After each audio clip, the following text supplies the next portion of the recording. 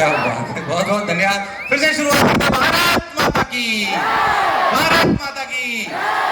अगले 1 घंटा आपके काम का होने वाला है। फिर कह रहा हूँ कोई मोटिवेशन स्पीकर नहीं हूँ, पर अपनी बात कहूंगा। जो विद्यार्थी जीवन में मैंने गलतियां करी, वो गलतियां आप ना दोहराओ, इसलिए यहाँ पे आया हूँ। जो अच्छा मैंने अपने विद्यार्थी जीवन में करा, अभी तक के अपने जीवन में करा, वो आपको बताने आया हूँ। कोई नई बात होगी नहीं होगी ये तो आप तय करोगे, पर मैंने क्या आज तक अनुभव करा है वो आपको बताऊंगा।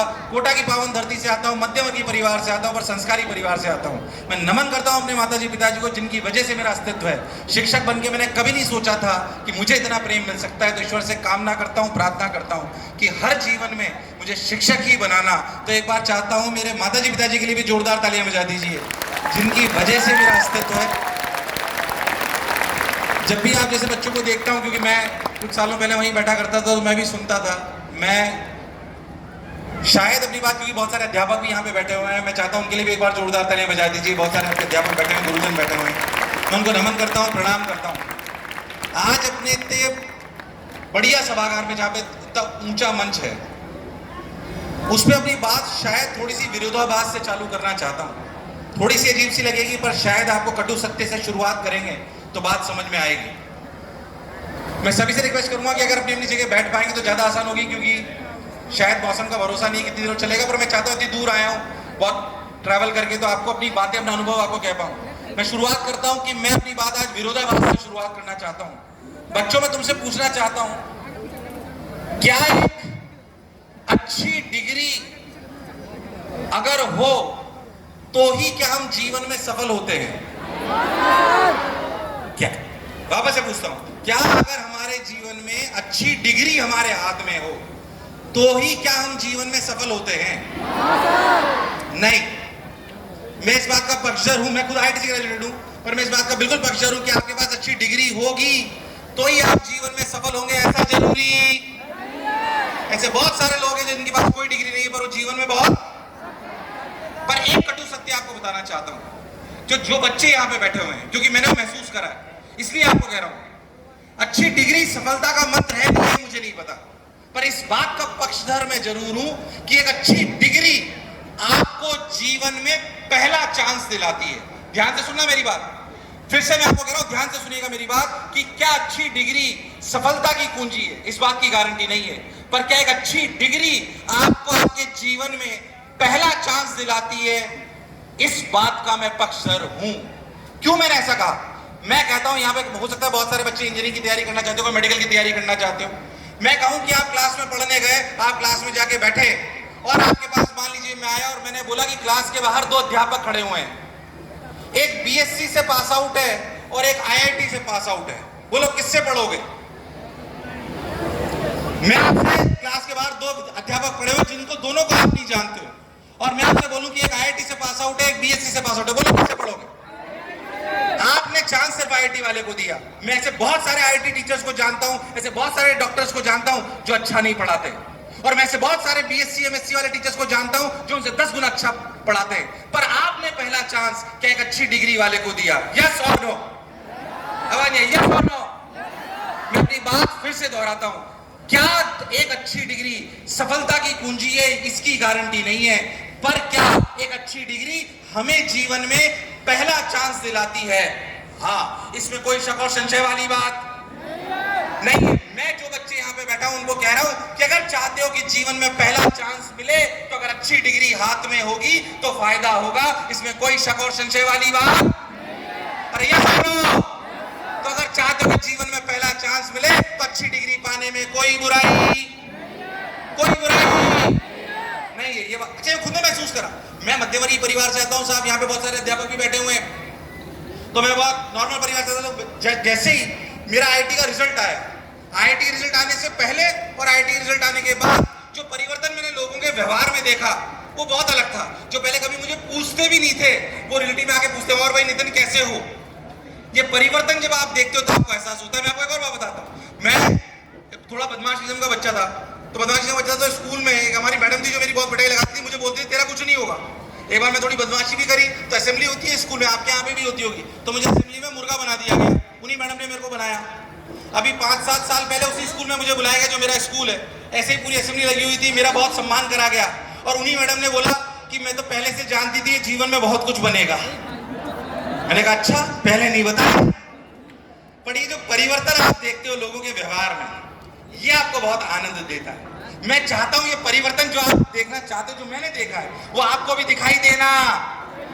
आवाज आ रही है? मैं आपको एक और एग्जांपल बताता हूं, ये आपके काम की बात है, जो मैंने महसूस करा आपको बता रहा हूं। क्यों अच्छी डिग्री इंपॉर्टेंट है? क्या अच्छी डिग्री सफलता की कुंजी है? नहीं। पर क्या अच्छी डिग्री आपको पहला चांस दिलाएगी? यस, यस और नो, यस और नो। अच्छा, मैं आपको एक और बात बताता हूं, एक और एग्जांपल बताता हूं आपको, जो मैंने खुद ने देखा। बेंगलोर में कंपनी है लॉरेंस एंड टर्बो करके। लॉरेंस एंड टर्बो कई लोगों ने सुना होगा। एलएनटी कंपनी है, एलएनटी एक कंपनी है लॉरेंस एंड टर्बो करके। उन्होंने आज से 8 या 10 साल पहले बेंगलोर में एक विज्ञप्ति निकाली अखबार में। अखबार में क्या विज्ञप्ति निकाली साहब? कि हमें ना एनालिस्ट इंजीनियर की जरूरत है। किसकी जरूरत है? अच्छा, पीछे तक मेरी आवाज आ रही है क्या बच्चों? बच्चों पीछे तक आवाज आ रही है क्या? आवाज आ रही है सबको? क्या बात। तो एलएनटी कंपनी वालों ने बोला कि भाई हमें विज्ञप्ति निकाली कि हमें एक एनालिस्ट इंजीनियर की जरूरत है। अच्छा, एनालिस्ट इंजीनियर की जरूरत है तो ठीक है भाई।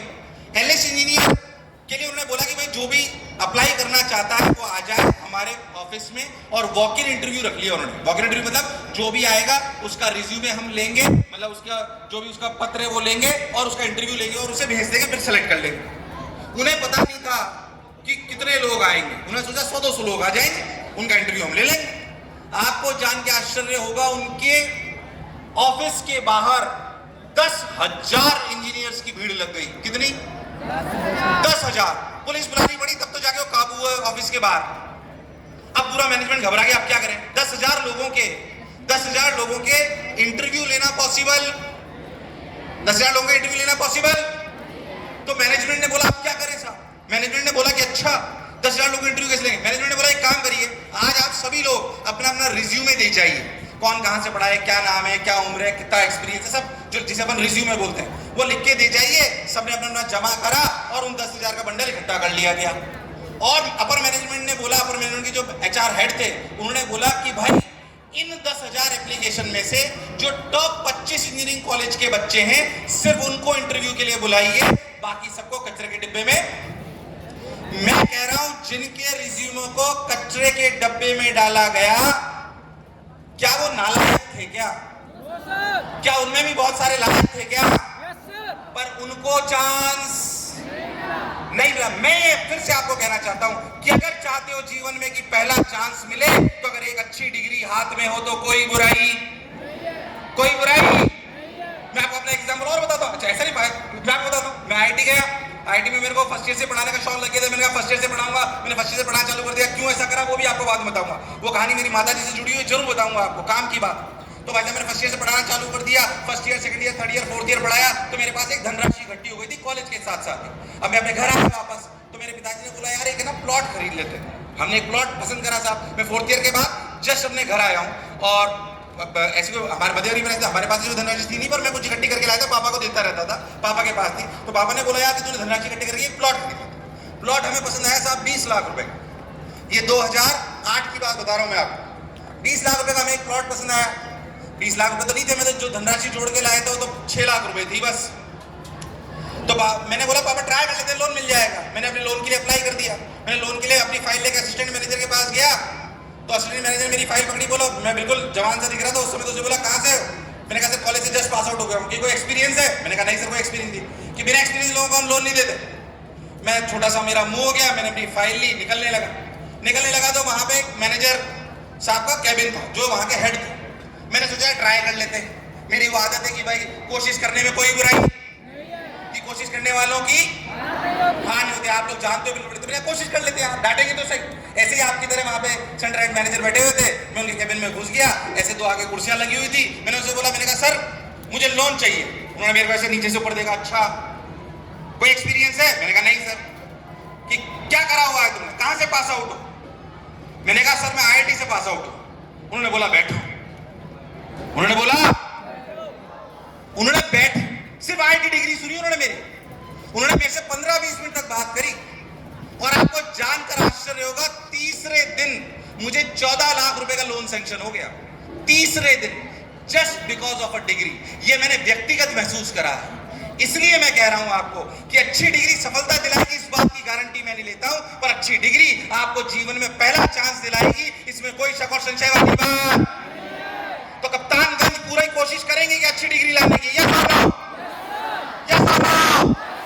अच्छा, मैं आपको एक और बात बताऊं, जो कप्तानगंज के बच्चे हो गए, कुशीनगर के बच्चे हो गए, ऐसे बच्चे कई बार ना कुछ बेड़ियों में बंधे हुए होते हैं कि यार मैं तो कप्तानगंज में रहने वाला हूं, मैं तो हिंदी माध्यम से हूं, यूपी बोर्ड से हूं, हो सकता है कोई यूपी बोर्ड का हो, कोई सीबीएसई बोर्ड का हो, अलग अलग जगह के बच्चे हो सकते हैं। मैं कह रहा हूं ऐसे बच्चों में कई बार संकुचित विचारधारा रहती है कि यार मैं तो सेलेक्ट नहीं हो सकता, मैं कह रहा हूं ये बेड़ी आपको तोड़नी पड़ेगी। अगर आपने ये मान लिया कि आप सेलेक्ट नहीं हो सकते, तो दुनिया की कोई ताकत, कोई कोचिंग संस्थान, कोई यूनिवर्सिटी, कोई स्कूल आपको सेलेक्ट, और ये भूल जाओ तुम कप्तानगंज से आते हो, कुशीनगर से आते हो, यूपी बोर्ड से आते हो, हिंदी माध्यम से आते हो, हमारे पास पता नहीं कितने बच्चे ऐसे आते हैं जो निम्न परिवार से आते हैं पर वो सेलेक्ट होकर बताते, बल्कि वो ज्यादा सफलता का परचम लहराते हैं। बोलो यस और नो? सफलता का परचम लहराओगे कि नहीं लहराओगे? तो एक बार खुद के लिए जोरदार तालियां बजा दीजिए हाथ ऊपर करके। मैं कहता हूं कि हम लहराएंगे सर। आज मजाक करने के लिए यहाँ पे इतनी धूप में, इतने अंधड़ में, मुझे आश्चर्य, इतनी सारी भीड़ इतने अंधड़ में इकट्ठी हो रखी है, इतनी देर से सोच के मुझे लग रहा है कि क्या जोश और जुनून है आप लोगों में। इसलिए शायद मैं कहता हूं संकुचित विचारधारा अगर आपने नहीं छोड़ी तो दिक्कत होगी, पर इसे छोड़नी है। मैं आपको एक और बात बताता हूं, आपको लगेगा अच्छे से। भाई आपके फादर मदर आपको रिसोर्सेज दे सकते हैं, आपको कोई कोचिंग संस्थान, स्कूल आपको सुविधाएं दे सकता है। मैं आपको एक और बात बताता हूं, देखो सुनो। एक गांव में एक बच्चा था। क्या था? एक गांव में बहुत गरीब परिवार का बच्चा था। तो गरीब परिवार का बच्चा था, ठीक है साहब, उसकी ये छोटी सी एक कहानी टाइप में आपको सुना रहा हूं, बात काम की। अब उसके पिताजी की आर्थिक स्थिति इतनी खराब थी कि कपड़े भी ढंग से नहीं पहना पाते थे उसको, तो जूते पहनाना पॉसिबल नहीं था। अच्छा, उसके गांव के घर से उसका जो स्कूल था वो 2 किलोमीटर की दूरी पे था। कितनी दूरी पे था?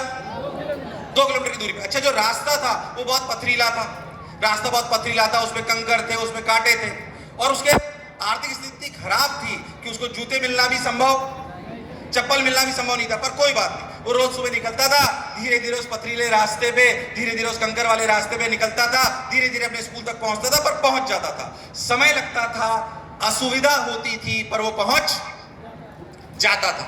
समय बदला साहब, उनके पिताजी की आर्थिक स्थिति सुधरी, तो उन्होंने सबसे पहले अपने बच्चों को अच्छे कपड़े और अच्छे जूते दिलाए।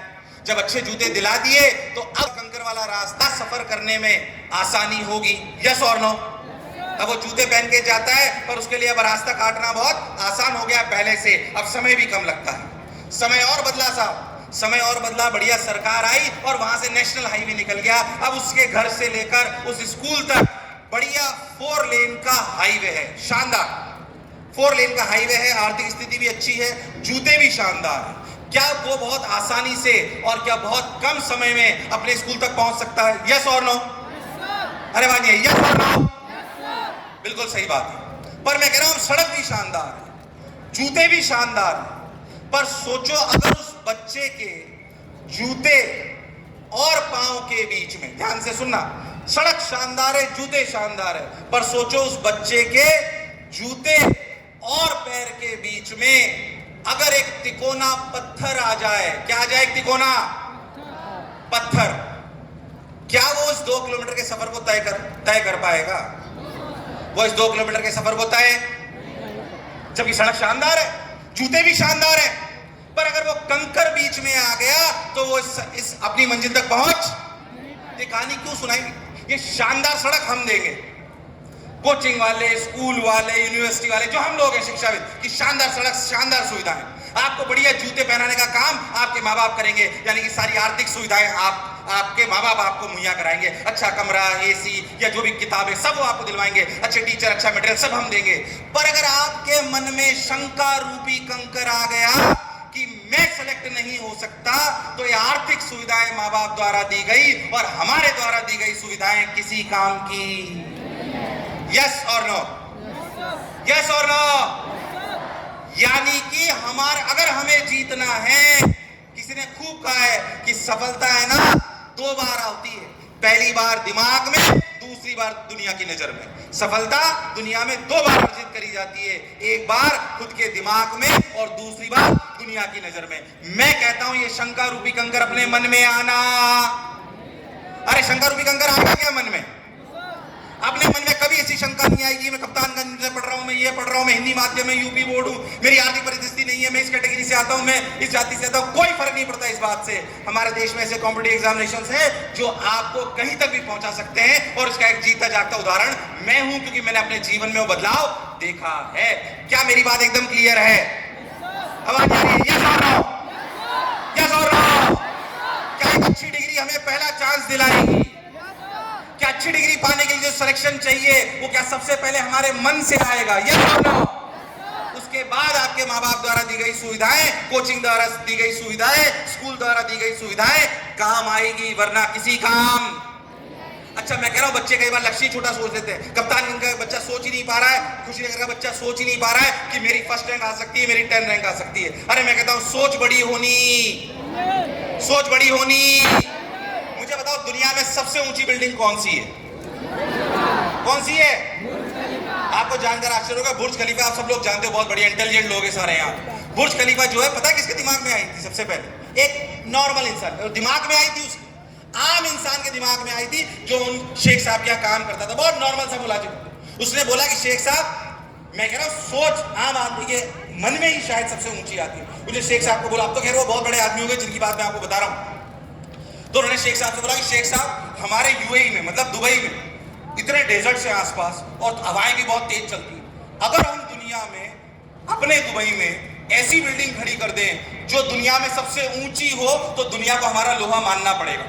शेख साहब ने बोला बात तो तुम्हारी सही है, क्योंकि उसमें जुनून था उसी आम आदमी, उन्होंने सारा कारोबार उसी को संभाला दिया, पूरे कंस्ट्रक्शन में पूरे उसमें वही रहे, अब तो बहुत बड़े व्यक्ति हो गए। आप सोच के देखो दुबई ने जब सबसे ऊंची बिल्डिंग, उसके बाद आर्किटेक्ट्स बुलाए गए, यूएस से आदमी बुलाए गए, बहुत सारी चीजें करी गई, पर ये सोच एक आम आदमी के दिमाग में आई थी। उसी सोच की वजह से आर्किटेक्ट बुलाए गए, उसी सोच की वजह से एक शेख साहब जो इतने मोटिवेट हुए। और आपको जानकर आश्चर्य होगा कि बुर्ज खलीफा जो दुनिया की सबसे ऊंची बिल्डिंग जब बन गई, उसके बाद दुबई का टूरिज्म बिजनेस 500% से ज्यादा बढ़ गया, सिर्फ एक आम आदमी की सोच की वजह से। मैं कहता हूं आज कप्तानगंज के बच्चे और खुशीनगर के बच्चे प्रण ले लें कि हम इसको भी पूरा परिवर्तित करके बताएंगे, और हो सकता है कि हमारे देश का सबसे बेहतर शहर इसको बना के बताएंगे। बोलो यस और नो? आवाज आ रही है? यस और नो? कुछ ना कुछ प्रण तो आज लेके जाएंगे। आज का सेशन सिर्फ हम घूमने के लिए नहीं आए, मैं भी आपको सिर्फ बातें बताने के लिए नहीं आया, मैं वो बताने आया जो मैंने करा है। मेरे को भी बहुत सारे लोग कहते थे कि आप ये नहीं कर सकते हो, ये नहीं कर सकते हो, ये नहीं कर सकते हो, पर हाँ ये बात सच्चाई है कि माताजी पिताजी का आशीर्वाद लेके ये बात आगे बढ़ती है, बिना उसके कुछ भी बढ़ता। अच्छा मैं आपको बता, मैंने बोल दिया सर सोच ऊंची होनी चाहिए, है ना, कि लक्ष्य अपना बहुत बड़ा होना चाहिए, लक्ष्य बहुत बड़ा होना चाहिए, कि कोई लक्ष्य मनुष्य के साहस से बड़ा नहीं, कि कोई लक्ष्य मनुष्य के साहस से बड़ा नहीं, और हारा वही जो लड़ा नहीं, हारा वही जो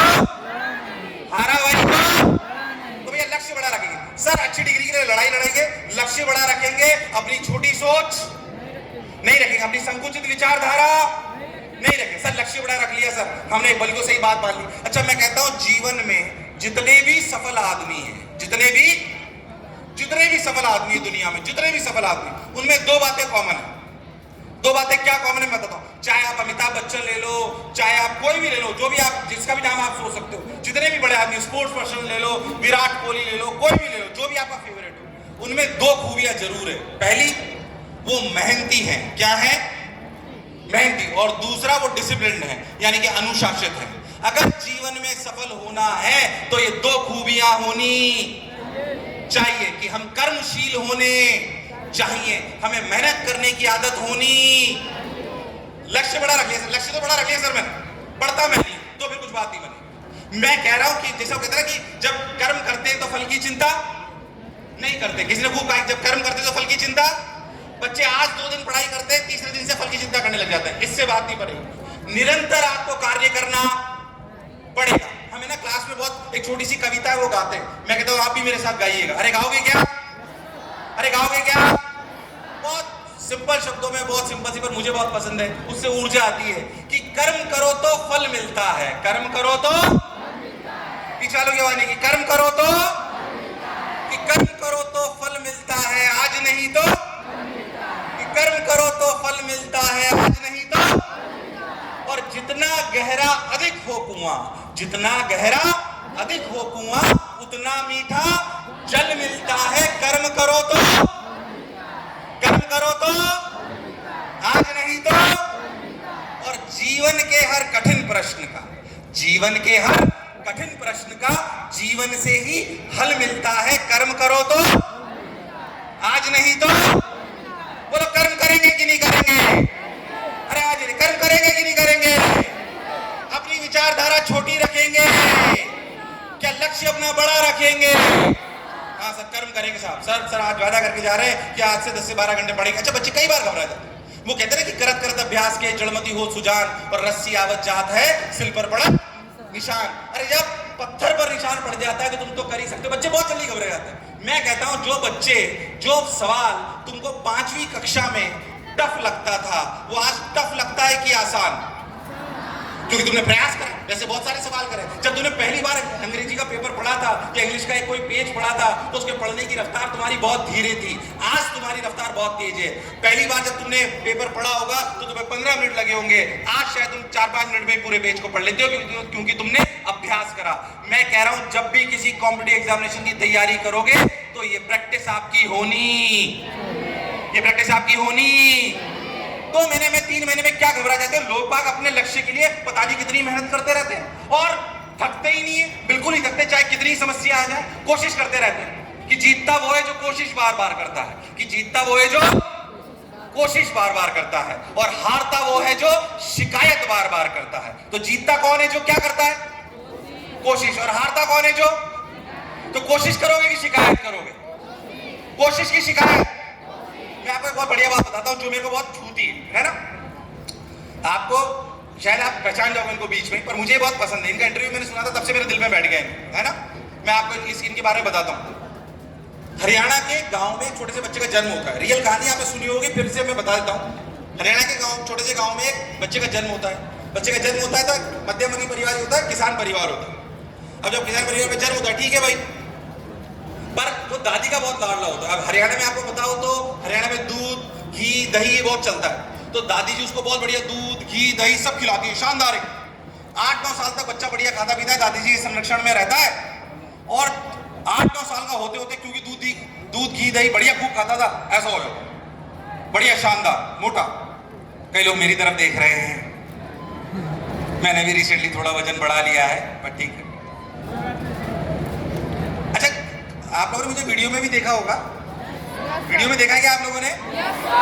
कितने लोगों ने वीडियो में देख रखा है मेरे को? वो बहुत सारे। तो मैं वीडियो में ज्यादा सुंदर लगता हूँ कि ऐसे? अच्छा ऐसे ज्यादा सुंदर लगता हूँ।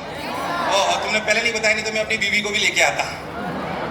यार जोक सवाल तो मैं वापस अपने ट्रैक पे आता हूँ, है ना। मुझे नहीं पता था कुशीनगर में कप्तानगंज में इतने सुंदर बढ़िया बच्चे मिलने वाले हैं। खैर वापस आता हूँ तो भाई वो बच्चा जो 8-9 साल का था वो मोटा हो गया।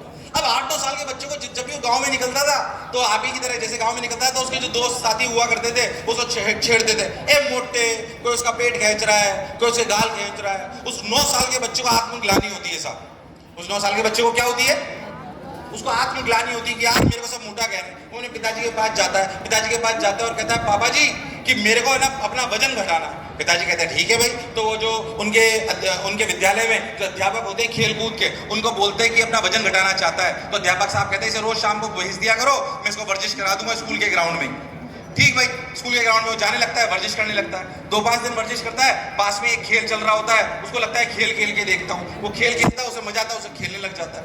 एक दिन उसके अध्यापक देखते हैं ये खेल तो बढ़िया खेलता है लड़का, बहुत छोटा सा बच्चा खेल बढ़िया खेलता है। तो उसको इंटर स्कूल कंपटीशन में ले जाते हैं। इंटर स्कूल कंपटीशन में ले जाते हैं तो वहां पे फर्स्ट आ जाता है। फिर उसको थोड़ी और प्रैक्टिस कराते हैं, फिर वो डिस्ट्रिक्ट लेवल पे ले जाते हैं, वहां पे फिर फर्स्ट आ जाता है। फिर अगली बार डिस्ट्रिक्ट ले जाते हैं, 3-4 बार लगातार वो हार जाता है, निराश हो जाता है। पर फिर उसके मास्टर जी समझाता है कि नहीं बेटा तू करता रहे तो अच्छा करेगा। तो 1 साल लगातार 2-3 जीत के बाद 1 साल पूरा ऐसा निकलता है जो लगातार सारे कंपटीशन हारता है, पर वो रियलिटी में हार मानता नहीं है। फिर उसको डिस्ट्रिक्ट ले जाते हैं तो वहां फर्स्ट आ जाता है। फिर वो धीरे धीरे समय बीतता रहता है, फिर वो नेशनल खेलने लग जाता है, इंटर स्टेट, उसमें फर्स्ट आने लग जाता है। करते करते करते 7-8-9 साल निकल जाते हैं और अब समय वो आता है जब बेसिकली क्वालिफाइंग राउंड होने वाले होते हैं। किसके?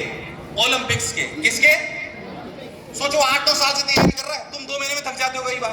8-9 साल से तैयारी कर रहा है वो सिर्फ किसके लिए? जब उसके मास्टर जी ने इसको शुरुआत करी थी उसके बाद से कि भाई मैं ओलंपिक तक पहुंच सकता हूं। अच्छी बात है भाई। तो ओलंपिक के क्वालिफाइंग राउंड आने वाला होता है। ऐसा समझ लीजिए कुछ दिन बाद क्वालिफाइंग राउंड आने वाला है। उसके कुछ दिन पहले ही उनके कंधे पे चोट लग जाती है। उनके कंधे पे क्या लग जाती है? चोट। वो डॉक्टर के पास जाते हैं, डॉक्टर कहता है साहब ये तो सर्जरी करनी पड़ेगी, सर्जरी करनी पड़ेगी और सर्जरी करने के बाद आपको 6 महीने रेस्ट लेना पड़ेगा। वो डॉक्टर साहब को कहता है साहब मेरा तो क्वालिफाइंग राउंड है ओलंपिक्स का, ऐसा जीवन में किसको मौका मिलता है कि आप अभी तो मुझे मेडिकेशन दे दो, मतलब थोड़ी दवाइयां दे दो, पट्टा वट्टा बांध दो, मैं खेल के एक बार ओलंपिक में ट्राई तो कर लूं क्वालिफाइंग राउंड में, उसके बाद मैं रुक जाऊंगा और 6 महीने रेस्ट कर लूंगा। ठीक है, डॉक्टर उनको मेडिकेशन देता है, वो क्वालिफाइंग राउंड में जाते हैं, बहुत दर्द के साथ क्वालिफाइंग राउंड में पार्टिसिपेट करते हैं, पहले तो पायदान पे नहीं पर कुछ भी करके वो क्वालिफाई कर जाते हैं। क्या कर जाते हैं? क्वालिफाई। उसके 2-3 दिन बाद डॉक्टर के पास जाते हैं। अच्छा, हमारे देश में जब भी आप ओलंपिक के लिए क्वालिफाई कर जाते हो तो उसके बाद जितने भी खिलाड़ी होते हैं उन सबको बाहरी देशों में भेजा जाता है जहां पे बेस्ट कोचिंग हो रही होती है, जर्मनी, यूएस, कनाडा, जहां पे बेस्ट कोचेज हैं उन खेल के, ताकि हमारे देश के लिए ओलंपिक में गोल्ड मेडल लेके आ सके। तो उसके जितने भी सारे दोस्त होते हैं जो क्वालिफाई होते हैं वो अगले 1-2 हफ्ते के अंदर अंदर सब बाहर चले जाते हैं, पर उसको सर्जरी करानी पड़ती है उस बच्चे को और वो उस लड़के को, वो सर्जरी कराते हैं और डॉक्टर कहता है 6 महीने तक आप अपना खेल नहीं खेल सकते, उसके बाद खेलोगे। वो कहते हैं ठीक है भाई, तो लेते हैं 6 महीने का समय। 1 हफ्ते बाद उनकी फ्लाइट होती है कि अब उनको जर्मनी जाना है अपने कोच के पास खेलने के लिए, ताकि वो अपनी प्रैक्टिस कर चुके हैं, 6 महीने निकल चुके हैं, बाकी सारे खिलाड़ी उनसे 6 महीने आगे निकल चुके हैं। 6 महीने बाद जब उनका नंबर आता है 1 हफ्ते बाद कि उनको फ्लाइट में जाना है, आपको जान के दुख होगा कि हमारे देश में क्या पूरे विश्व में एक बीमारी आ जाती है जिसका नाम क्या था? कोरोना आ जाता है साहब। और जितनी फ्लाइट थी, जो आदमी जहां था उसको वहीं बंद कर दिया जाता है कि अब आप बाहर, आप जिस गांव में वहीं रह सकते हो, बाहर नहीं जा सकते। वो 2-3 दिन तक बहुत डिप्रेशन में रहते हैं कि अरे यार ऐसे कैसे हो गया मेरे साथ, 2 दिन तक डिप्रेशन में रहते हैं। फिर जो अपने कोचेज होते हैं उनसे बात करते हैं, जर्मनी वाले अपने कोच से बात करते हैं, वो कहते हैं भाई जहां पे भी आपका ग्राउंड है मैं आपको मोबाइल से गाइड कर सकता हूं, बाकी जहां पे भी आपका ग्राउंड है वहीं पे आप प्रैक्टिस करिए। अगले पूरे टाइम तक वो अपने ग्राउंड में ही मोबाइल की मदद से अपनी कोचिंग करते हैं और हिम्मत हारते। आपको जानकर खुशी, कौन थे? कौन थे? कौन थे? नीरज चोपड़ा। क्या बात है, नीरज चोपड़ा वो थे जिन्होंने रियलिटी में हमारे लिए गोल्ड मेडल लेके आए। मैं चाहता हूं एक बार इन्हें जोरदार ताली दीजिए नीरज चोपड़ा के लिए।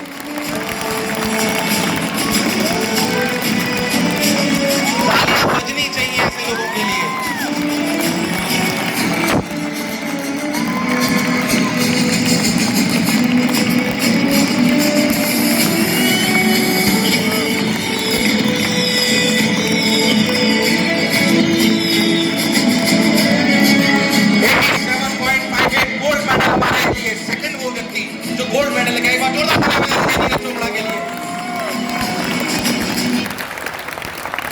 मैं कहता हूं हम भी तो कुछ ऐसा कर सकते हैं कि नहीं कर सकते? हम जल्दी हार मानेंगे? बोलो, मेहनत करेंगे कि नहीं करेंगे? कि कर्म करो तो आज नहीं तो मिलेगा फल पक्के से। और ये मैंने खुद के जीवन में भी देखा है, मैं आपको दावे के साथ कह रहा हूं कि कर्म करोगे तो फल मिलेगा।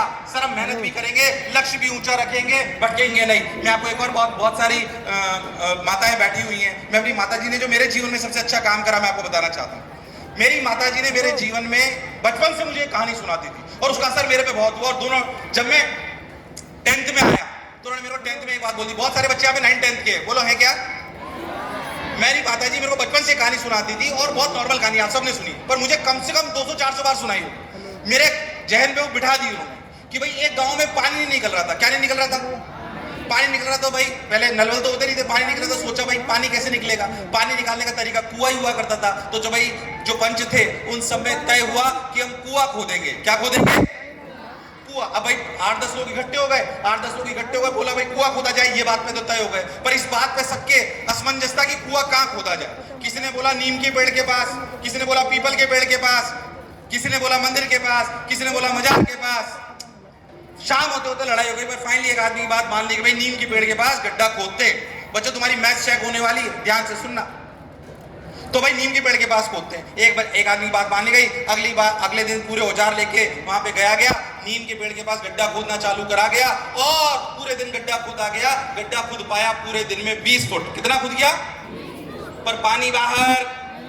अब शाम को सब लोग उसको बोलने लगे, हम तो पहले ही बोल रहे थे कि नीम के पेड़ के पास गड्ढा खोदोगे तो पानी, मैं बोल रहा था कि पीपल के पेड़ के पास खोदो तो पानी निकलेगा। तो बाकी सब लोग बोलते चल ठीक है भाई तेरी बात मान लेते हैं, कल पीपल के पेड़ के पास खोदेंगे। अगले दिन फिर औजार लेके चले गए, 20 फुट गड्ढा खोदा गया। किसके पेड़ के पास? पीपल के पेड़ के पास। फिर 20 फुट गड्ढा खोदा गया, पर अगले दिन फिर भी पानी बाहर।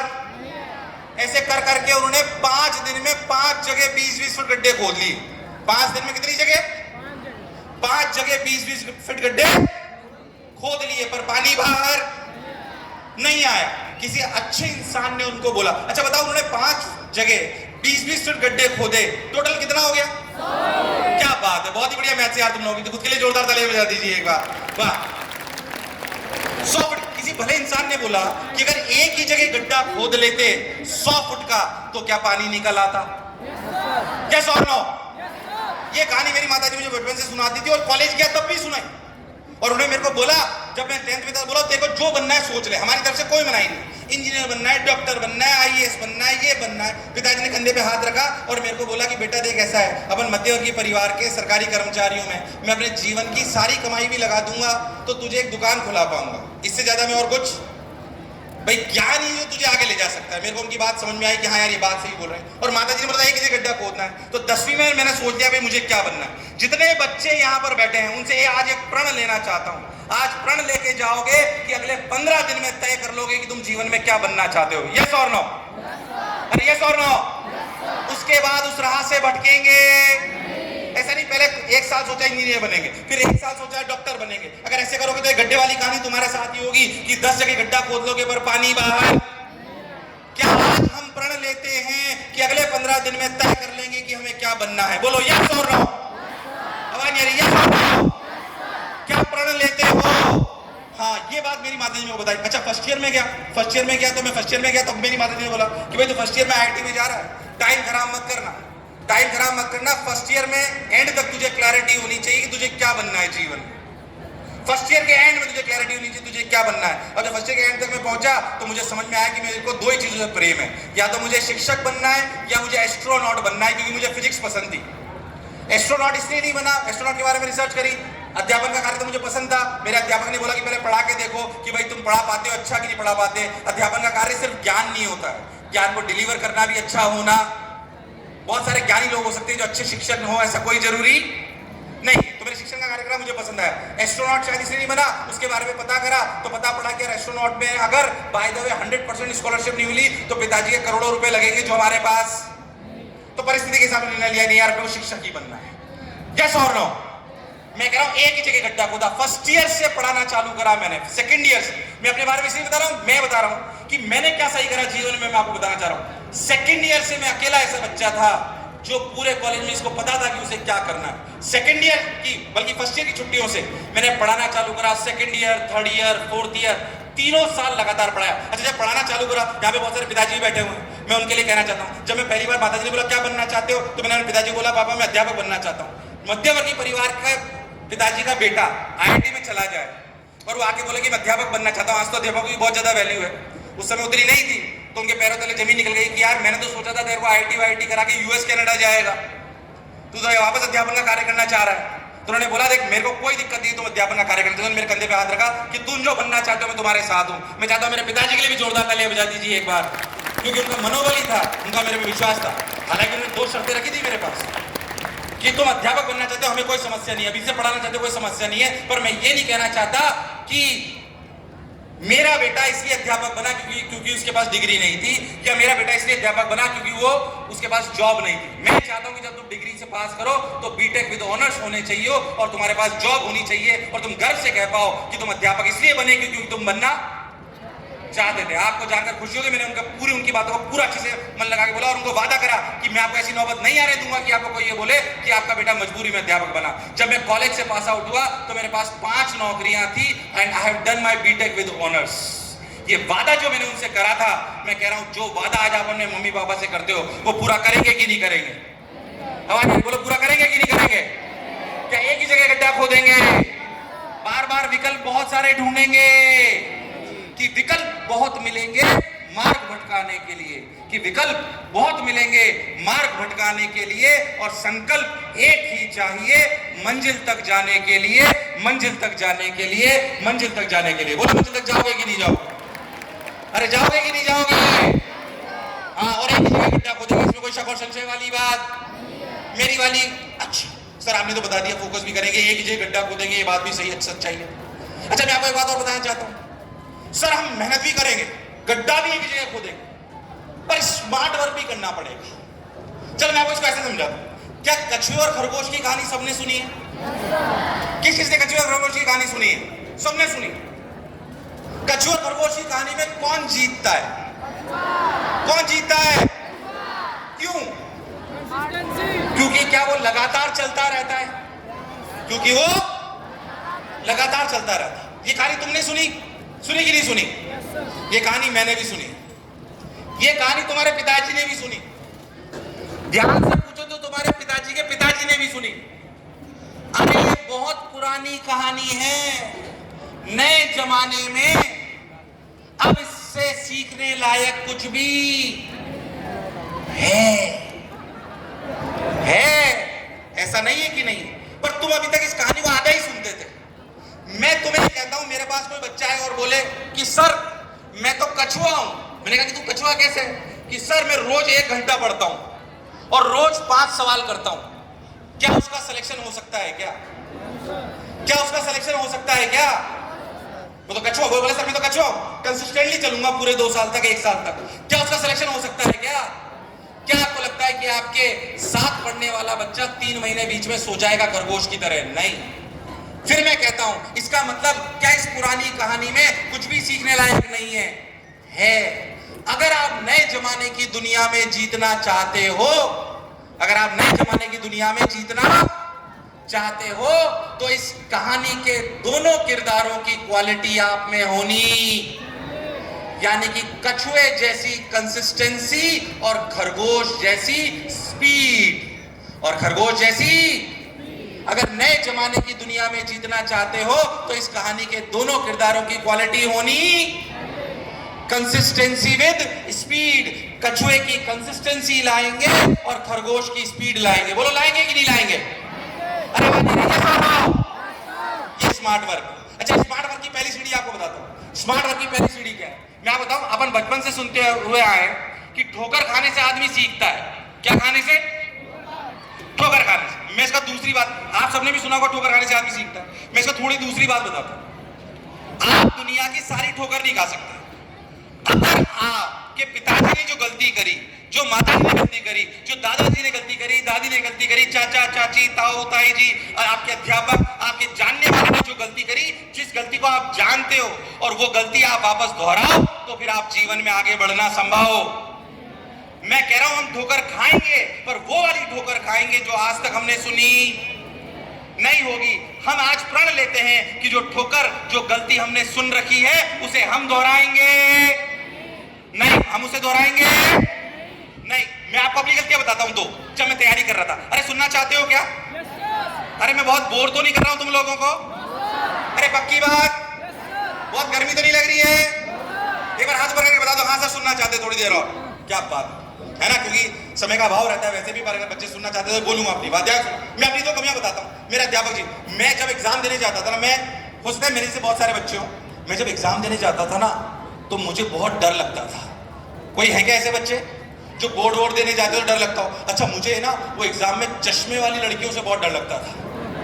तब मेरे चश्मा नहीं लग रहा था, मुझे लगता था चश्मे वाली लड़कियां ही कोई सब आता है, अपने को कुछ नहीं आता। मैं लड़कों से कहना चाहता हूं चश्मे वाली लड़कियों से डरने की जरूरत हमारे टाइम में तो फिर भी पढ़ने की वजह से लगता था, अब मोबाइल देख देख के लगता है, इसलिए बिल्कुल डरने की जरूरत। खैर मैं अपनी बात बताऊं, मुझे बहुत डर लगता था। अच्छा, मुझे एग्जाम में पता ऐसा लगता था, मैं जैसे एग्जाम में, अच्छा वो 10th का बोर्ड देने का, बात आपको अजीब सी लगेगी, मैं 10th का बोर्ड एग्जाम देने गया साहब, और वो एसएसटी का पेपर चल रहा, अध्यापक भी बहुत सारे बैठे हुए हैं, और मेरी तो आधी कॉपी भरी थी साहब एसएसटी के पेपर में, और मेरे पास में लड़की बैठी हुई थी। पता तो होता नहीं कौन बैठता है, आपके अलग अलग सेंटर आ रहे थे, मेरे पास में लड़की बैठी थी चश्मा लगा, मेरी आधी कॉपी भी नहीं भरी है, और वो कह रही है सप्लीमेंट्री। आपकी आधी कॉपी भी नहीं भरी हो बोर्ड में, और वो बोले तो प्राण निकलते हैं कि नहीं निकलते? yes, मेरे भी निकले। मैं बेसिकली मैं कह रहा हूं, मेरा डरपोक किस्म का बच्चा था। अच्छा, जब भी मैं एग्जाम में से सर ऊपर करता था ना, तुम्हारे साथ ही होता होगा जो मैं कह रहा हूं, जब भी मैं ऐसे सर ऊपर करता था तो मुझे लगता था यार सबको पेपर आ रहा है, मुझे ही नहीं आ रहा है। तुम्हें भी ऐसा लगता है क्या? जब भी मैं सर ऊपर करता हूं मुझे तो और हे भगवान सबको पेपर आ रहा है, मुझे ही। अब मैं सोचता हूं और तुम्हें भी कहना चाहता हूं, तुम्हें भी ऐसा लगता होगा कि जब तुम सर ऊपर करते हो तो पता नहीं पड़ता कि यार सबको पेपर आ रहा है, मुझे ही नहीं आ रहा। मैं कह रहा हूं उसको ऐसे सोचो कि जब आपके पास वाले ने सर ऊपर करा था तब आप भी तो पेपर कर रहे थे। यस और नो? जब आपके पास वाले ने सर ऊपर करा था तब आप भी तो पेपर, इसे पेपर देते वक्त डरने की जरूरत, पेपर देते डरने की जरूरत। मैं आपको एक और बात बताऊं फटाफट, और ये काम की, इसमें बच्चों के लिए भी काम की बात है, अध्यापक के लिए भी काम की बात है और पेरेंट्स के लिए भी काम की। यह मेरे साथ हुआ। आईआईटी का जब पेपर होता है, आईआईटी का नाम तो सबने सुना है ना? अरे सुना है क्या? आईआईटी में हमारे एक बहुत अच्छे टीचर हुए बंसल सर, हो सकता है आपने नाम सुना हो उनका। वो कोटा के भीष्म पितामह रहे, चाहता हूं उनके लिए जोरदार तालियां बजा दीजिए। मेरे खुद के भी गुरु रहे वो, कोटा को इस मुकाम पे ले जाने वाले वही थे। मैं उनसे मैथ्स पढ़ा हुआ हूँ और अब तो वो इस दुनिया में नहीं रहे, स्वर्गवास हो गया उनका, बट अमेजिंग टीचर। तो मैं उनसे पढ़ा, सबसे पहले उन्होंने चैप्टर पढ़ाया कॉम्प्लेक्स नंबर, बच्चे के लिए काम की बात है। सबसे पहले उन्होंने चैप्टर पढ़ाया कॉम्प्लेक्स नंबर, ठीक है साहब। कॉम्प्लेक्स नंबर उन्होंने पढ़ाया, मुझे समझ बहुत बढ़िया आया। अच्छा, समझ भी बहुत बढ़िया आया, पर मैंने एक गलती करी क्योंकि मुझे उस समय तक किसी ने बताया नहीं था। मैंने उस कॉम्प्लेक्स नंबर के नोट्स नहीं बनाए, नोट्स भी नहीं बनाए और जो सवाल सबने कराए थे उनके सॉल्यूशन भी लिखे। दूसरा चैप्टर जब आया तो किसी टीचर ने बोला भैया नोट्स बनाया करो, कितना ही समझ में आ जाए वरना सब बेकार हो जाएगा। दूसरे चैप्टर से मैंने नोट्स बनाना चालू कर दी। अब जब 8 से 10 महीने बाद उस कॉम्प्लेक्स नंबर के चैप्टर को रिवाइज करने की बारी आई, जब सर ने पढ़ाया था तो मुझे समझ तो बहुत अच्छा आया था, पर जब उसे रिवाइज करने की बारी आई तो मैंने उसके कोई नोट्स लिखे नहीं थे, उसके सॉल्यूशन भी कोई बनाए नहीं थे। अब मुझे कुछ आया ही नहीं। मैं सोचा अब क्या करूं, मैंने 2-4 किताबें खरीदी, कॉम्प्लेक्स नंबर की पढ़ी और अल्टीमेटली वो चैप्टर पूरा खिचड़ी बन गया क्योंकि मेरे पास नोट्स। मैं आपसे कहना चाहता हूं अगर आप किसी भी कॉम्पिटिटिव एग्जामिनेशन की तैयारी करोगे तो सबसे पहला नियम है आपके नोट्स ढंग से बने हुए होने। क्या मेरा चैप्टर खराब हो गया? अच्छा, आप ईश्वर की कृपा सोचो, हमारे टाइम पे पहले स्क्रीनिंग में 15,000 बच्चे सिलेक्ट होते थे, फिर उसमें से एडवांस का एग्जाम देने 15,000 बच्चे जाया करते थे। मेरा सेंटर आया जयपुर। उस समय 3 पेपर हुआ करते थे, मैथ्स का, फिजिक्स का और केमिस्ट्री का, और 2-2 घंटे के पेपर होते थे सब्जेक्टिव, और उनमें गैप होता था 1.5 2-2 घंटे का। सबसे पहला पेपर था मैथ्स का। ईश्वर की कृपा देखो आप, मेरे को कौन सा चैप्टर नहीं आता था? Complex number. ईश्वर की इतनी कृपा साहब, मैथ्स का सबसे पहला पेपर और सबसे पहले 2 सवाल किसके आए? कॉम्प्लेक्स नंबर, और वो मुझे आते नहीं। अच्छा, जैसे मैंने बोला कि एग्जाम में पता नहीं होता कि पेपर टफ है कि आसान है, वो तो जब आप एग्जाम के बाहर निकलते हो तो पता पड़ता है कि पेपर आसान है या टफ है। क्योंकि आप अपने दोस्त से पूछते हो यार मुझसे 3 नहीं हुए, वो बोलता मुझसे 5 नहीं हुए, तो आपको बहुत खुशी होती है, होती कि नहीं होती है? वो थ्री इडियट का डायलॉग है ना कि भैया खुद के नंबर कम आए तो दुख होता है, पर दोस्त के नंबर ज्यादा आए तो बहुत दुख। सच्चाई है। खैर, तो एग्जाम में पता नहीं होता। अच्छा, मेरे को पहले दोनों सवाल नहीं आ रहे। अच्छा, सोचा मेरे को पहले दोनों सवाल नहीं, डरपोक किस्म का बच्चा। अच्छा, मेरे पीछे एक दुष्ट बच्चा बैठा, मेरे को पहले दोनों सवाल नहीं आ रहे। मेरे साथ हुआ है, हंसी के विषय नहीं है। मेरे को पहले दोनों सवाल नहीं आ रहे साहब, और मेरे पीछे एक दुष्ट बच्चा बैठा जो हर 5 मिनट में क्या करता था, यस। आज आप हंस रहे हो, आप सोचा आपको 2 सवाल पहले के नहीं आ रहे हो कॉम्पिटिटिव एग्जामिनेशन, और आपके पीछे जो बच्चा बैठा वो हर 5 मिनट में क्या करे? प्राण निकल जाते हैं भाई साहब, मेरे निकल गए। अब मैं क्या सोच रहा हूं एग्जाम में कि बीएससी कर लूंगा, एमएससी कर लूंगा, पर इतना सोचते सोचते ही मुझे अपने पिताजी के शब्द याद आए। ये मैं फादर मदर के लिए बोल रहा हूं। अपने आपके बच्चे का कोई भी इंपॉर्टेंट एग्जाम हो तो एग्जाम दिलाने जरूर लेके जाइए। आखिरी में जो शब्द आप उसको एग्जाम में घुसने से पहले कहोगे बहुत इंपॉर्टेंट होते हैं। मेरे पिताजी ने एग्जाम में जब मैं घुस रहा था तो मेरे कंधे पे हाथ रखा और बोला कि तू घबराना मत, ईश्वर अपने साथ है, तूने बहुत मेहनत करी है, चाहे सवाल हो चाहे ना हो अपना बेस्ट दे के आना। ये शब्द जो उन्होंने मेरे को जस्ट एग्जामिनेशन में घुसने से पहले दिए थे वो मुझे उसी समय याद थे क्योंकि मेरी शॉर्ट टर्म मेमोरी में थे, और मैंने अपनी हिम्मत को समेटा और मैंने आगे का पेपर करना चालू कर दिए। उसके बाद 18 सवाल थे मैथ्स के, 18 के 18 मेरे सही हुए, 18 के 18 मेरे सही हुए। अगर वो हिम्मत में छोड़ देता तो शायद सेलेक्ट नहीं होता। मैं फादर मदर जितने भी उनसे कहना चाहता हूं कि अपने बच्चों का जब भी इंपॉर्टेंट एग्जाम हो आप उनके साथ होने चाहिए। ये बोल रहा हूं, क्या हम चैप्टर के नोट्स बनाएंगे, एग्जाम में जाएंगे तो डरेंगे नहीं, मेरी वाली गलती करेंगे। अच्छा, मेरे को एक और बात से गलती, मेरे को क्या लड़के थे, आईआईटी में 3 सब्जेक्ट आते हैं, फिजिक्स केमिस्ट्री और मैथ्स। तो मुझे ना बहुत ईगो था, मैंने कहा फिजिक्स मैथ्स तो लॉजिकल सब्जेक्ट है, केमिस्ट्री के अध्यापक बैठे हैं तो माफी चाहता हूँ रसायन विज्ञान के, मुझे केमिस्ट्री कभी समझ नहीं आई। मेरे को लगा ये कोई सब्जेक्ट है, लाल पीला मिलाओ नीला निकल आता है। मैंने कहा मैं नहीं पढ़ रहा ऐसा सब्जेक्ट। जब मैंने सब्जेक्ट नहीं पढ़ा पर मेरा नुकसान हुआ। आप मानो केमिस्ट्री में मेरे बोर्ड में और एग्जाम में दोनों में बहुत कम नंबर आए, फिजिक्स मैथ्स में मेरे अंडर 200 रैंक जितने नंबर थे, अंडर 200 अंडर 100 टाइप, पर रियलिटी में मेरे केमिस्ट्री में बहुत ही कम नंबर थे। बोर्ड में मेरे केमिस्ट्री में नंबर आए साहब 55 100 में से। आपको बहुत अच्छे लग रहे होंगे पर आपको जान के और खुशी होगी, इस 55 में से 30 नंबर तो प्रैक्टिकल के नाम पे स्कूल ने भेजे थे। सोचो तो मेरे कितने आए होंगे। और मेरे आईआईटी में रियलिटी में नंबर आए 60 में से मात्र 11। ये आज हंसने का विषय हो रहा है, पर सिर्फ और सिर्फ इस सब्जेक्ट की वजह से मेरी रैंक आईआईटी में उठ के 3217 चली गई। आज ये हंसी का विषय है, पर आपको ये बताना चाहता हूं कि जो गलती मैंने करी वो आप दोहराओगे? क्या हर सब्जेक्ट को बराबर पढ़ोगे? यस और नो? क्या हर सब्जेक्ट के नोट्स बनाओगे? यस और नो? क्या अच्छी डिग्री के लिए लड़ना बनता है? क्या गड्ढा एक ही जगह खोदेंगे? क्या कछुआ और खरगोश दोनों की क्वालिटी रखेंगे? अरे हम आपको सुविधाएं दे सकते हैं, मैं कहता हूं आपको स्मार्ट वर्क करना सिखा सकते हैं, पर कब करना है ये आपको पता होना। मेरे पास एक वीडियो है पेप्सी के ऐड का, एक वीडियो देखोगे क्या? अरे भाई, अरे देखोगे क्या? एक वीडियो थोड़ा मजाकिया पर काम की बात, स्मार्ट वर्क टाइप है, देखो।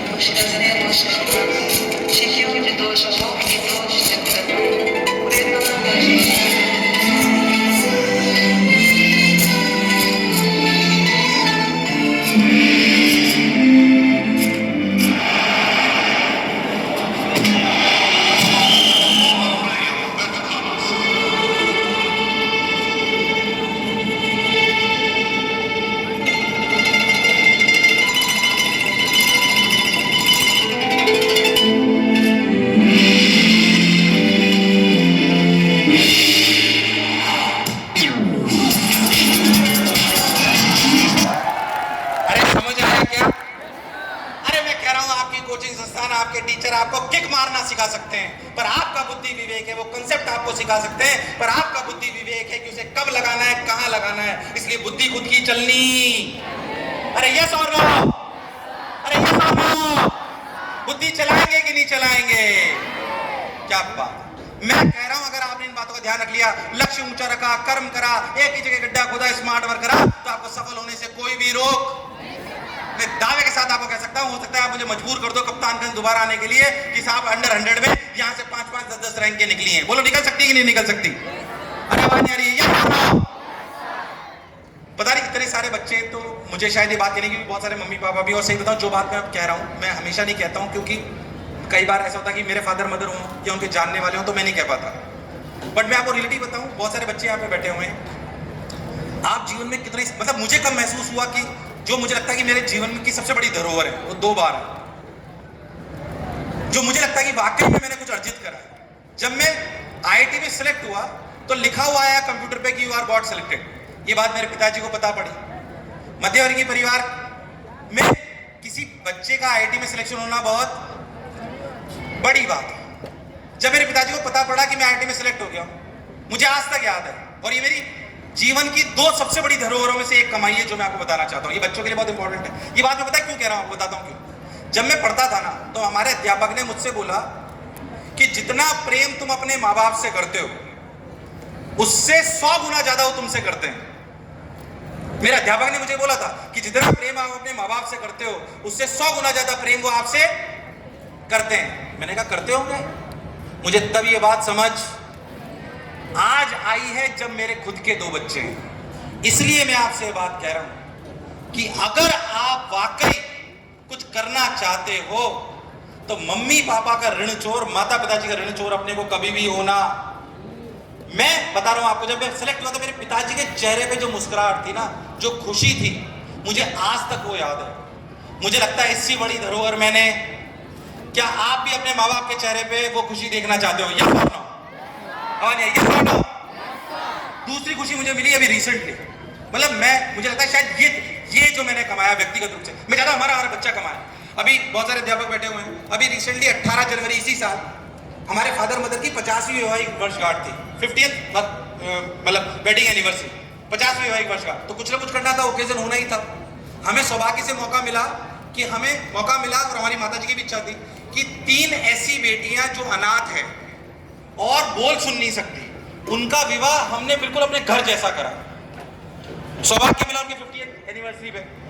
जब उनका कन्यादान करके मेरी माताजी उठी तो मुझे बैठाकर वो 15 मिनट तक खुशी के आंसू रोती रही। मैं कहता हूं इससे बड़ी धरोहर मैंने आज तक पाई। मैं चाहता हूं यहां पे बैठा हुआ हर बच्चे को वो खुशी मिले। यस और नो? यस और नो? यस और नो? मैं कहता हूं तुम जीवन में बहुत बड़े बन जाओगे। ये बात याद रखना, सब बेकार है। तुम्हें AIR बन ले आओ, IAS बन जाओ, कलेक्टर बन जाओ, अगर तुम्हारी वजह से तुम्हारे माँ बाप के चेहरे पर या आंखों से खुशी के आंसू नहीं निकल सकते तो फिर तुम्हारे जीवन में आने का कोई अस्तित्व। शायद मेरी बात थोड़ी अजीब सी लगेगी पर ये सच्चाई है। मैं जानता हूं सभागार में जितने बच्चे बैठे वो जीवन में सफल होंगे, लोग उनकी बड़ाई करेंगे और बहुत उनका गुमान करेंगे। मैं कह रहा हूं जब भी कोई आपकी बड़ाई करे, आपका सम्मान हो, तो मन में दोहराना। मैं पंक्तियां दोहराता हूं हमेशा कि मैं तो पत्थर हूं, कि मैं तो पत्थर हूं, मेरे माता पिता शिल्पकार हैं, कि मैं तो पत्थर हूं, मेरे माता पिता शिल्पकार हैं, और मेरी हर तारीफ के वो ही असली हकदार हैं, मैं कहता हूं एक बार अपने मम्मी पापा के लिए जोरदार ताली बजा दीजिए, हाथ ऊपर करके। ये ताली 30 सेकंड तक बजनी चाहिए। ये उनके लिए जिनकी वजह से हमारा अस्तित्व है।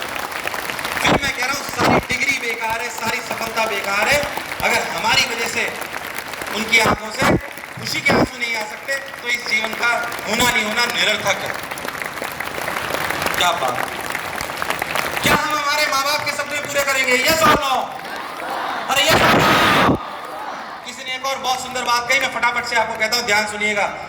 किसी ने एक IAS ऑफिसर थे जो भी 4-5 साल पहले थे, यहाँ पे टीचर्स भी बैठे हुए, 4-5 साल पहले एक IAS ऑफिसर जिनकी फर्स्ट रैंक आई, आपने सुना, यूपी के ही है।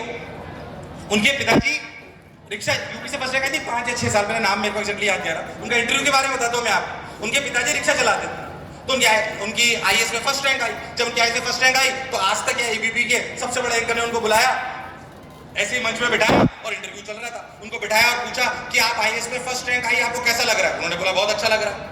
उन्होंने बोला, वो जो एंकर थी, उन्होंने बोला कि आप इतने दुखों को देखकर, इतने दुखों को पार कर कर आपने इस रैंक अर्जित करा, आपको कैसा लग रहा है? उन्होंने बोला 1 मिनट, आपको किसने बोला कि मैंने दुख देखे? कि नहीं, आपको बहुत दूर पढ़ने जाना पड़ता था, आपके पास रिसोर्सेज कम थे। कि पहली बात, मैक्सिमम लोगों की डेफिनेशन दुख और संघर्ष की अलग अलग होती है। उन्होंने बोला कि जो मैंने करा, जो मैंने देखा, वो दुख नहीं था, वो संघर्ष था। क्या था? दुख हमारे परिवार का वो सदस्य हमें कोरोना में छोड़ के चला गया, दुख है। पर हमें 12 से 15 घंटे पढ़ना पड़ रहा है, हमें मेहनत करना पड़ रहा है, कम रिसोर्सेज में पढ़ना पड़ रहा है, ये दुख है कि संघर्ष है? उन्होंने बोला कि अगर जीवन में सफल होना है और जीवन में आप चाहते हो कि आप चर्चित हो, तो फिर आपको संघर्ष से प्रेम होना, संघर्ष से प्रेम होना, संघर्ष से प्रेम होना। तो मैं कह रहा हूं दुख और संघर्ष में अंतर करना आना, दुख और संघर्ष में अंतर करिए। आपको ज्यादा पढ़ना पड़े, कम रिसोर्सेज में पढ़ना पड़े, ये दुख है कि संघर्ष है? दुख है कि संघर्ष है? और संघर्ष से प्रेम करना हमें आना। जो लोग संघर्ष से प्रेम करने लगते हैं ना, वो जीवन में जरूर सफल होते हैं। मेरे पास एक बहुत बढ़िया वीडियो है उन लोगों का जो लोग वाकई संघर्ष कर करके वाकई बहुत सफल हो गए। अरे देखना चाहते हो क्या उनका वीडियो? अरे देखना चाहते हो क्या? उनकी हर एक किरदार पे ताली बजनी चाहिए, हर एक किरदार पे। वीडियो चला सकते हैं क्या अपन? मुझे बहुत पसंद है, मैं बहुत बार देख चुका हूं, मुझे बहुत पसंद है हर एक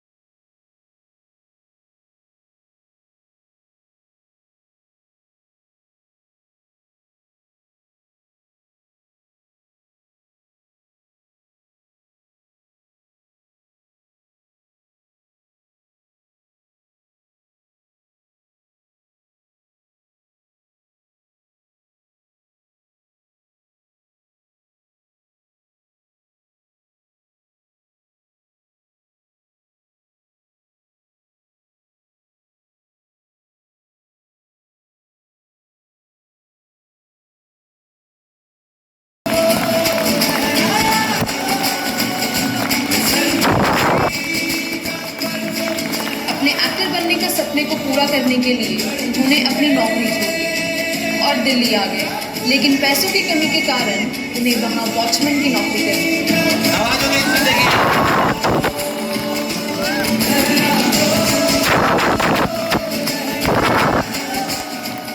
एक साधारण परिवार से नाता रखने वाले इस व्यक्ति का बचपन काफी कठिन था। बावजूद कठिनाइयों के इन्होंने मेहनत करना जारी रखा और केवल 17 साल की उम्र में आईआईटी खड़गपुर में एडमिशन ले लिया और तब से अब तक इन्होंने पीछे मुड़कर नहीं देखा।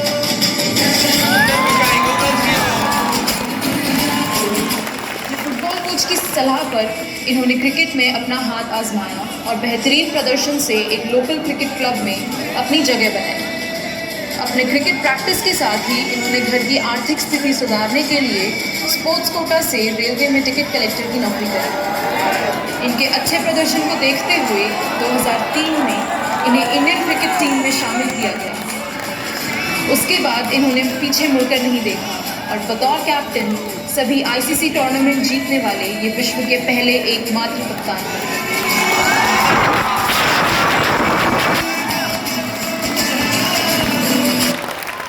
क्या हमारा भी वीडियो यहाँ पे चल सकता है?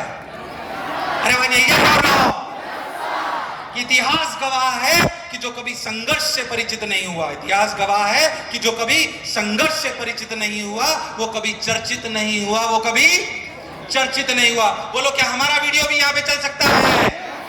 अरे कर्म करेंगे कि नहीं करेंगे? खुद को पहचानेंगे कि नहीं पहचानेंगे? और किस्मत के भरोसे, ये लोग कर्म के भरोसे थे कि किस्मत के भरोसे थे?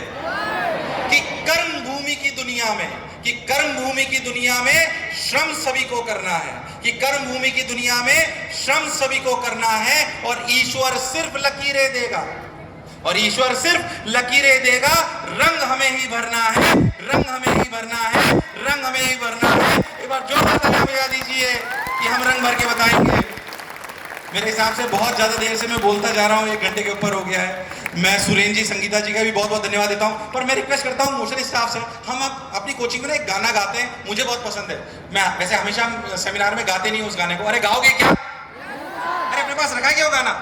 रखा है क्या? अरे वाह, क्या मैं कह रहा हूँ, मोशन का स्टाफ जितना भी है वो सब लोग ऊपर आ जाइए, मिलके गाते हैं इनके लिए। सभी लोग खड़े हो जाइए, इसके बाद इसी गाने के साथ अंत करेंगे। आ जाइए। अरे मिलके गाओगे क्या? खुद की सफलता के लिए गाओगे कि नहीं गाओगे? सभी स्टाफ मेंबर्स ऊपर आ जाइए प्लीज, जितने भी। मैं सुरेंद्र जी से, संगीता जी से भी रिक्वेस्ट करूंगा, प्लीज बच्चों के लिए ऊपर आ जाइए, इनकी सफलता के लिए आज गाना गाते हैं। आ जाइए। मैं सभी अध्यापकों से भी रिक्वेस्ट करूंगा, आप भी खड़े हो जाएंगे तो आनंद आएगा सर। इन बच्चों की सफलता के लिए गाना तो हम सबने सुना है, लक्ष्य तो हर हाल में पाना है। अरे सुना है कि नहीं सुना है? आप मिलके गाएंगे, उसके बोल बहुत पसंद है मुझे, आपको सुनाई देगा। संगीता जी प्लीज ऊपर आइए आप। वो सुरेंद्र जी किधर गए?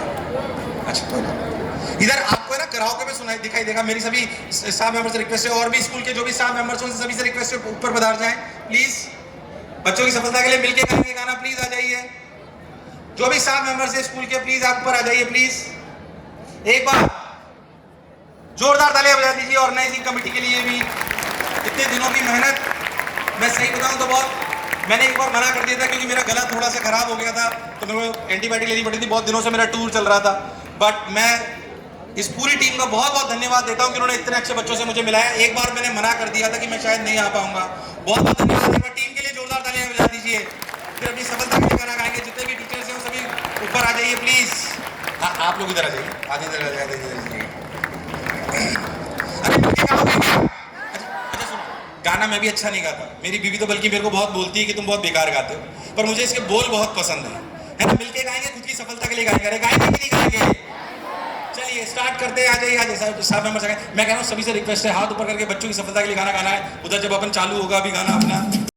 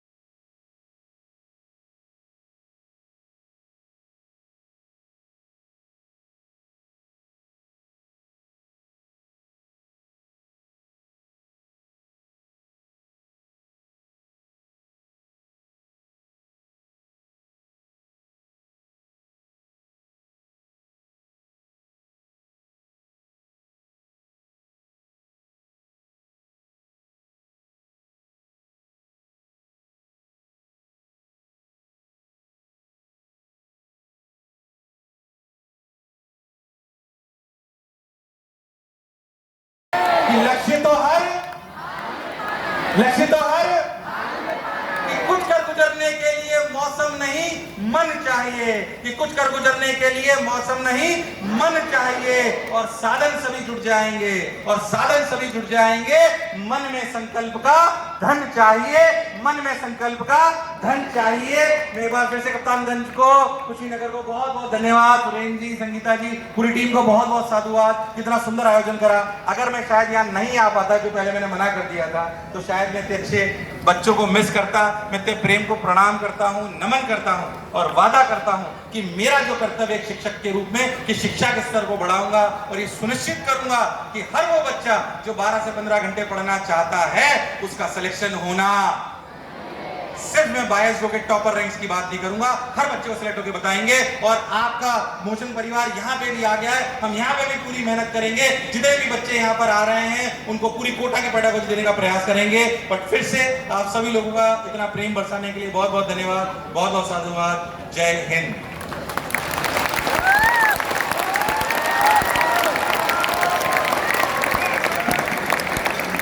अच्छा, इतने लोगों से सेल्फी थोड़ी पॉसिबल है। हाँ।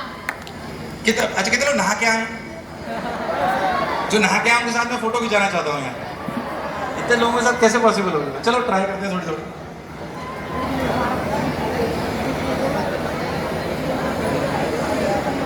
और मैं यही फिर से पूछूंगी, हाउ इज द जोश?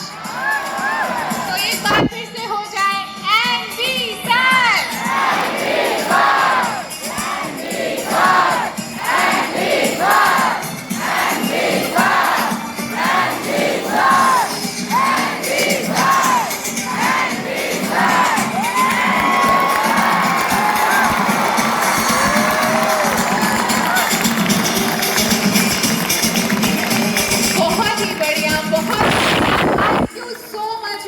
मैं चाहूंगी अपनी अपनी जगह सब लोग। और एक बात और, मोशन है तो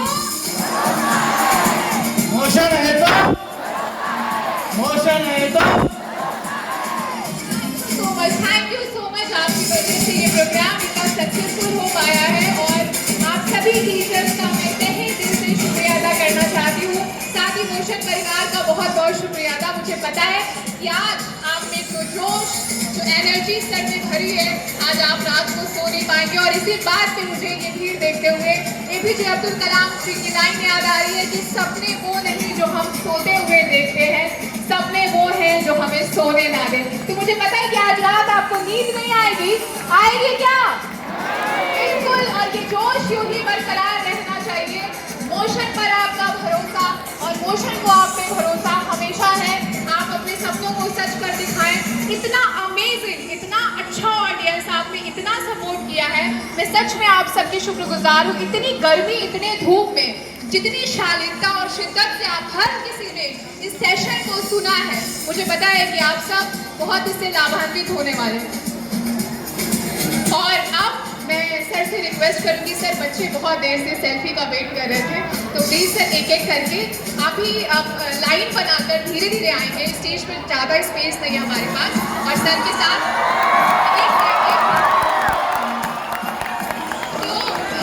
एक एक करके प्लीज़ स्टेज पे सभी टीचर से रिक्वेस्ट करूंगी, स्टेज पे सर के साथ बच्चे सेल्फी लेना चाहते हैं। एक एक करके प्लीज़ आइए, इतनी भीड़ एक साथ नहीं आएगी। और सबके साथ हम सेल्फी लेंगे। कृपया करके आप धीरे धीरे करके आएं और जाएं, आराम से आएं।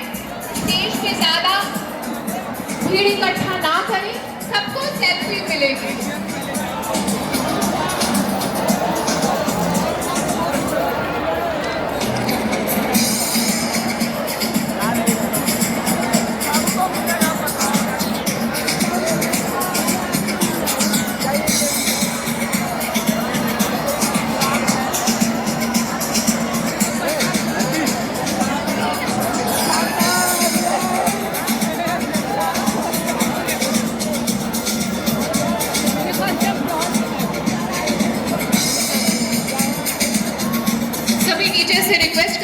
अपनी जगह ले लें और सर को बच्चों के साथ छोड़ दें सेल्फी लेने के लिए। सभी टीचर्स से रिक्वेस्ट करूंगी कि अपनी अपनी जगह ले लें और बच्चों को सर के साथ थोड़ा समय बिताने दें। ये वक्त बहुत कम मिलता है कि जब आपके प्रिय आपके बीच में हो तो आप उनके साथ कुछ ऐसे यादगार पल बिताना चाहते हैं जिसे आप जीवन में कभी भूल ना पाएं। तो धीरे धीरे